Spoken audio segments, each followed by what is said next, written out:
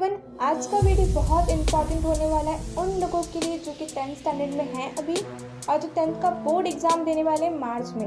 उन लोगों के लिए ये वीडियो बहुत इंपॉर्टेंट होने वाला है। सो इस वीडियो में ऐसा क्या होने वाला है जो उनके लिए बहुत इंपॉर्टेंट होने वाला है। सो इस वीडियो में हम बात करने वाले हैं, अगर हमारा कुछ भी पढ़ के नहीं हुआ है, अगर हमारा कुछ भी पढ़ के नहीं हुआ, अगर हम ज़ीरो पे हैं तो हम ऐसे कैसे पढ़ाई करें कि हम 2 महीने में अच्छे परसेंट स्कोर कर सकें, दो महीने में हम 80 to 90% स्कोर कर सकें।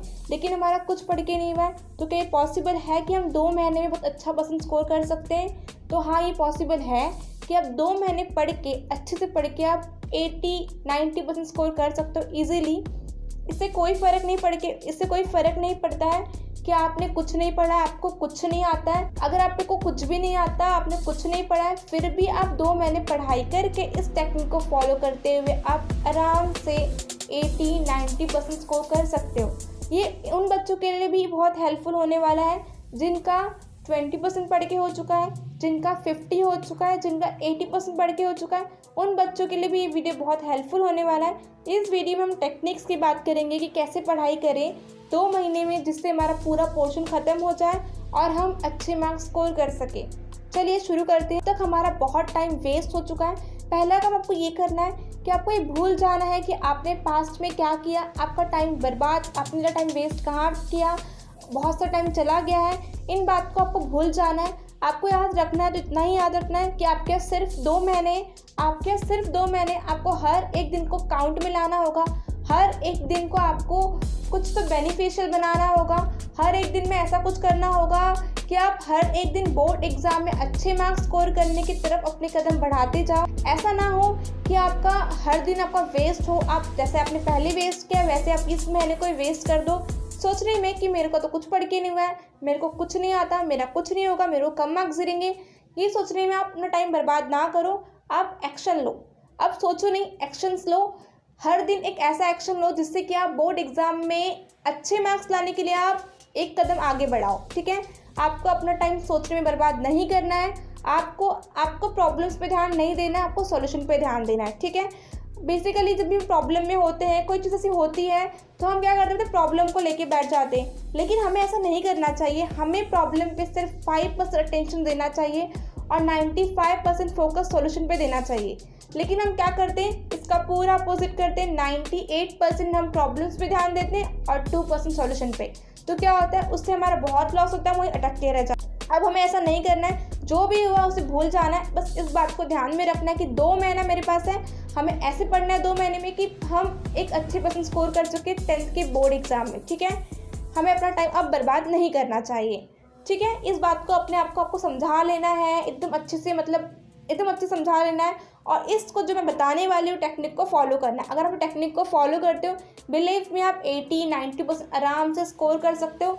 कोई बात नहीं, आपको कुछ पढ़ के नहीं हुआ फिर भी आप कर सकते हो। तो कैसे कर सकते हो, हम टेक्निक्स पे जाते हैं बिना टाइम वेस्ट। बस अब हमारे पास 2 महीने हैं, जनवरी एंड फरवरी का। ठीक है, तो अब हमें 2 महीने को काउंट में लाना होगा। तो 2 महीने में हमारा 1 तारीख चला गया है। मैं 2 को वीडियो बना रही हूँ, 3 को पब्लिश करूँगी, मतलब कि 3 तारीख से हमारे पास ये स्ट्रेटेजी में मिल जाएगी। तो 3 से हम फॉलो करना शुरू करेंगे। ठीक है, तो आपको क्या करना है पता है, आपको अपने दिन के सिर्फ 7 हार्स देने हैं। अगर आप अपने दिन के 7 घंटे देते हो, ये टेक्निक फॉलो करते हो, बिलीव में आप 90% स्कोर कर सकते हो।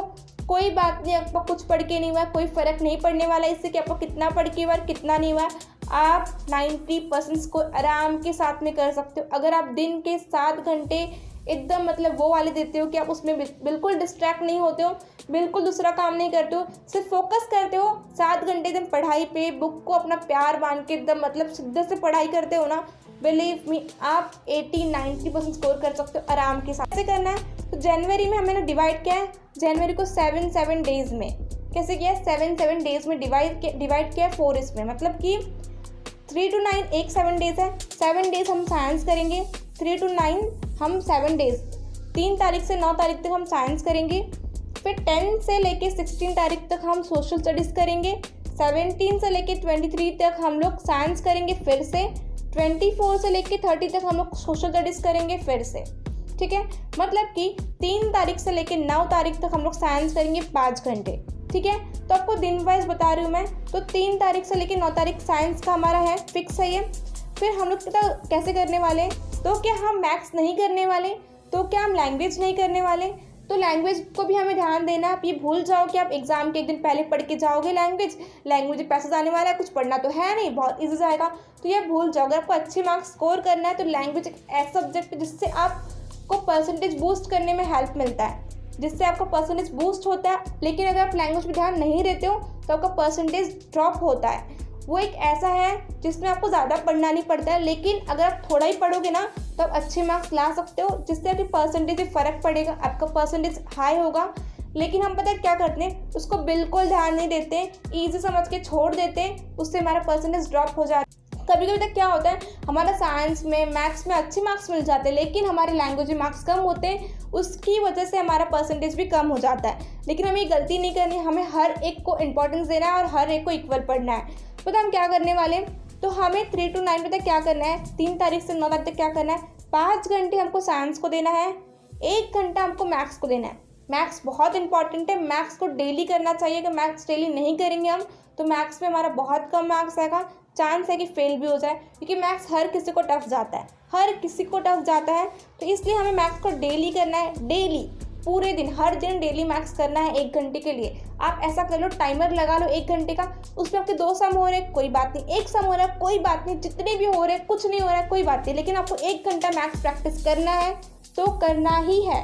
चाहे उसमें आपका 1 हो चाहे 2 हो, पहले दिन शायद आपका 1 होगा, अगले दिन आपका ज़्यादा टाइम मतलब समझ में आ जाएगा तो ज़्यादा क्वेश्चंस कर पाओगे, फिर अगले दिन और ज़्यादा कर पाओगे। तो इससे करते करते आपके मैथ्स से प्रैक्टिस हो जाएगा, आपको सारे क्वेश्चन अच्छे से आ जाएंगे और मैथ्स में अच्छे मार्क्स स्कोर कर पाओगे। तो आपको क्या करना है, 5 हाथ आपको साइंस को देना है, 1 हाथ आपको मैथ्स को देना है एंड 1 हाथ आपको लैंग्वेज को देना है। कैसे देना है पता है आपको, हाफ करके, मतलब हाफ आपको इंग्लिश करना है एंड हाफ आपको हिंदी करना है। अगर आप हाफ इंग्लिश करते हो तो कैसे करना है पता है आपको इंग्लिश में ना ए से लिखना है, लेटर राइटिंग लिखना है, कोई टॉपिक लेना है उसमें आपको ए से लिखना है, अपने आप से कोई टॉपिक लेना है, आपको लेटर राइटिंग करना है, उसमें 15 मिनट आपको ए से लिखना है 2 पेज का, 15 मिनट आपको लेटर राइटिंग लिखना है एकदम अच्छे से, बड़ा सा अच्छे से, मतलब एकदम फॉर्मल तरीके से।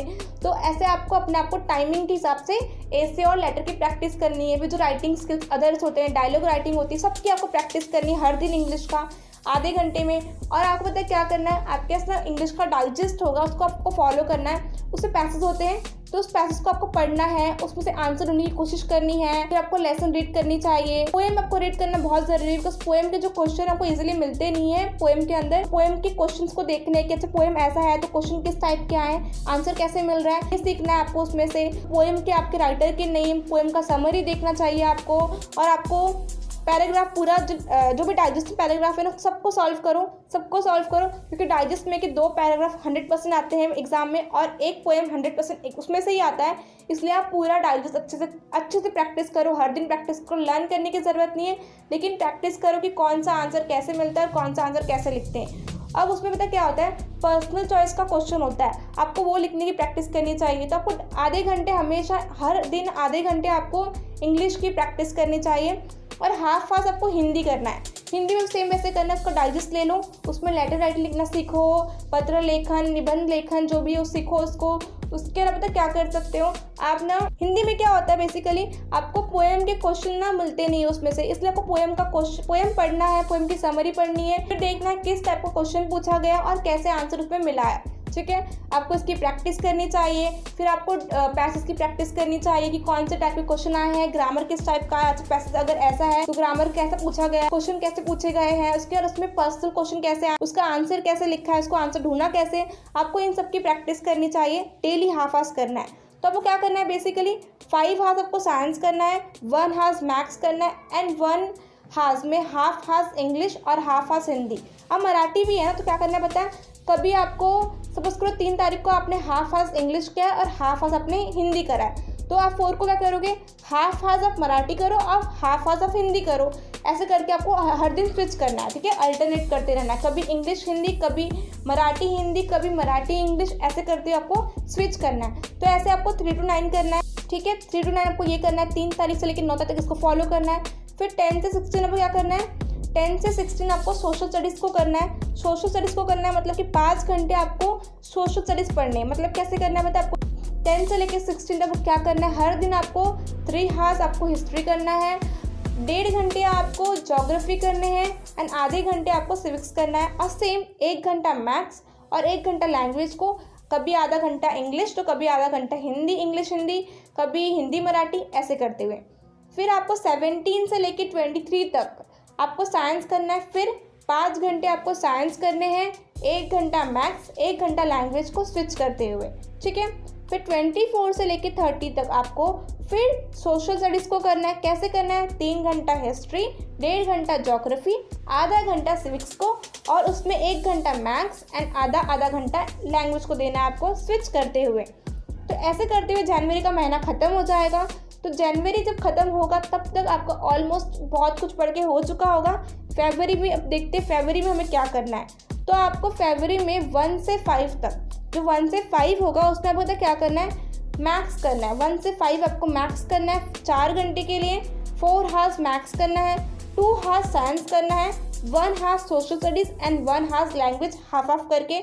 सो अब पता क्या हो रहा है, फरवरी में टाइम बढ़ा दिया है हमने। जनवरी में हम 7 घंटे पढ़ रहे थे, अब फरवरी में हम 8 घंटे पढ़ेंगे, बिकॉज एग्ज़ाम बहुत पास में, इसलिए हमें टाइम को इंक्रीज़ करना होगा, पढ़ाई ज़्यादा करनी है हमें। तो हमें क्या करना है, 8 घंटे फरवरी में डेली पढ़ना है।